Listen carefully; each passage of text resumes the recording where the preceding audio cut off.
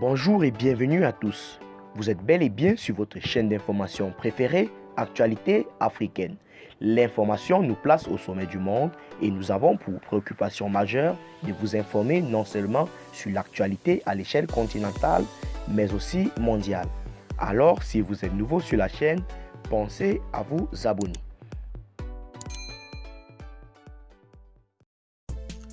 En réalité, faisons un petit tour, n'est-ce pas, du côté du Mali pour déguster la quintessence de l'information selon laquelle la CEDEAO reste disponible pour accompagner le Mali pour le retour à l'ordre constitutionnel. En effet, la CEDEAO reste disponible pour accompagner le Mali pour le retour à l'ordre constitutionnel à travers des élections crédibles dans un délai raisonnable et réaliste, a indiqué le dimanche 16 décembre 2022 l'institution sur ses réseaux sociaux.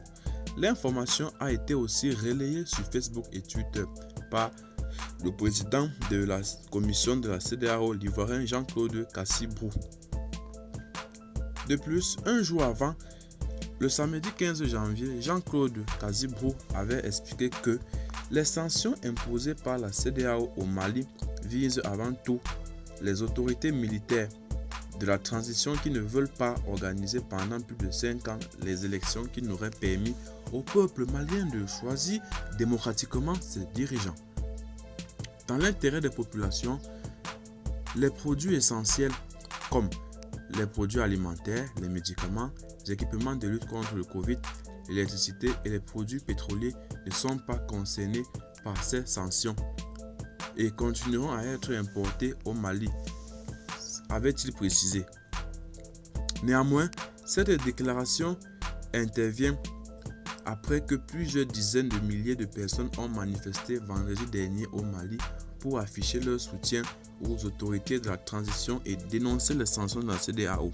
Enfin, pour rappel, la communauté économique des États de l'Afrique de l'Ouest CEDEAO et l'Union économique et monétaire ouest-africaine UEMOA ont pris au cours d'un sommet extraordinaire sur le Mali le dimanche 9 janvier 2022 à Accra des sanctions économiques et financières contre le Mali pour n'avoir pas respecté le délai de la transition. Ces sanctions, n'est-ce pas, économiques et financières sont entre autres la fermeture des frontières entre le pays de la CEDEAO et le Mali, la suspension de toutes les transactions commerciales entre les pays de la CEDEAO et le Mali, le gel des avoirs de la République et commerciale de la CEDEAO. En réaction, le gouvernement du Mali a produit un communiqué le même jour pour condamner ces sanctions illégales et illégitimes prises par l'UEMOA et la CEDEAO. Par ailleurs, le gouvernement malien précise qu'il se réserve le droit de réexaminer sa participation à ces entités.